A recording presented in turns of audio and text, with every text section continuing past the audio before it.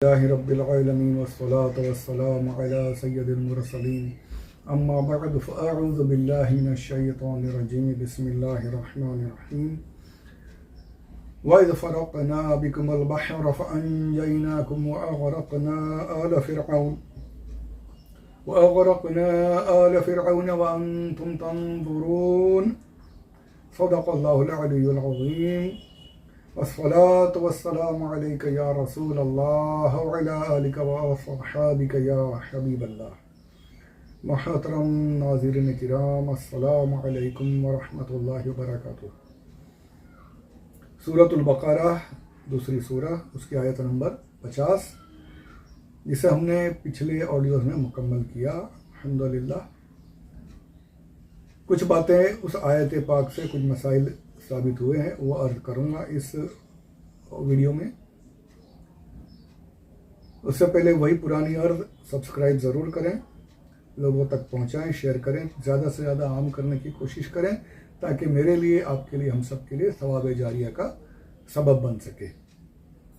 परवरदिगार हमारी कोशिश को कबूल फरमाए, आमीन बिजाहि नबी अमीन सल्लल्लाहु अलैहि वसल्लम।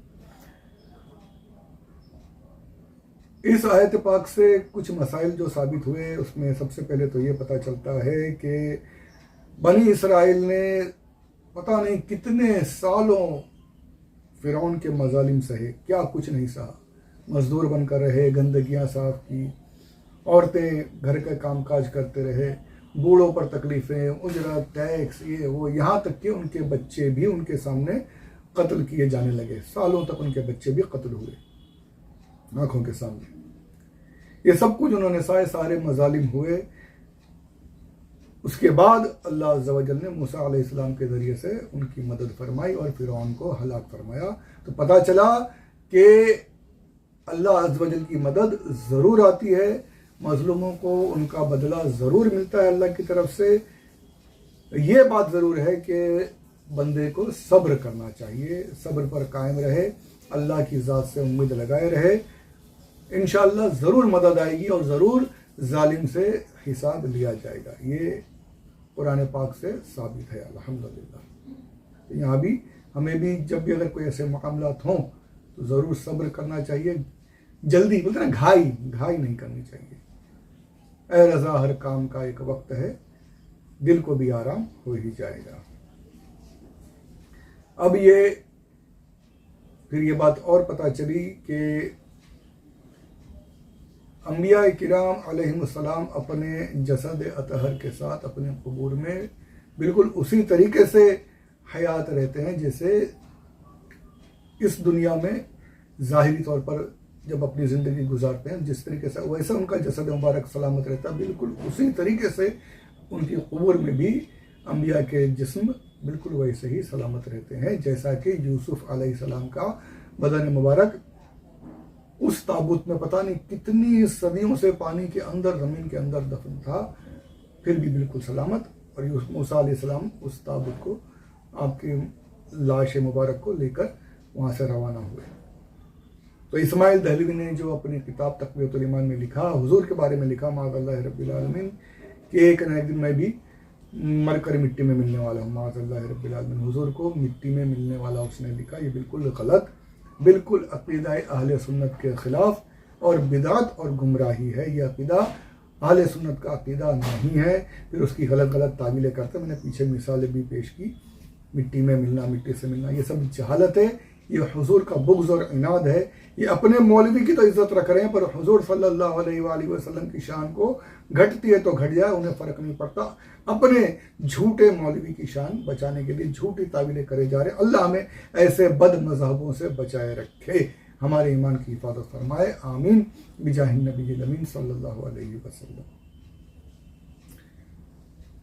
फिर ये पता चला कि जब तक नबी का ताबूत, हज़रत यूसुफ अलैहिस्सलाम का ताबूत जब तक लाया नहीं गया, तब तक सारे के सारे बनी इसराइल जो थे वो भटक रहे थे। रास्ता ही नहीं मिल रहा था। चल रहे हैं पर वहीं के वहीं है, रास्ता ही नहीं मिलता, जैसे एक धुंध छा गई थी। और फिर जब वो ताबूत लाया गया, तफसील मैंने पीछे बयान की, ताबूत जब लाया गया तो अब जो है रास्ता साफ, धुंध छट गई, जब जैसे बिल्कुल रास्ता खुल गया, बिल्कुल क्लियर, अब आगे बढ़े। ये भी है कि मूसा अलैहिस्सलाम ने ताबूत को आगे रखा था सबसे।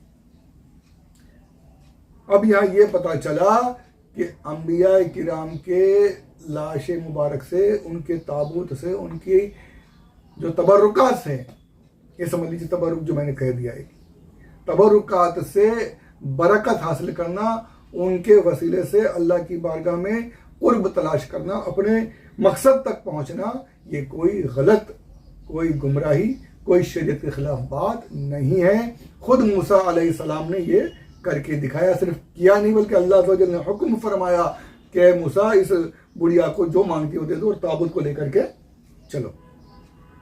तो नबी का ताबूत, एक नबी है मूसा अलैहिस्सलाम मौजूद है, लेकिन उसके बावजूद हजरत यूसुफ अलैहिस्सलाम के ताबूत के जरिए से अल्लाह अज़्ज़ व जल ने मूसा अलैहिस्सलाम और दूसरे जो बनी इसराइल जो पूरी कौम थी उनकी मदद फरमाई और रास्ता साफ हो गया।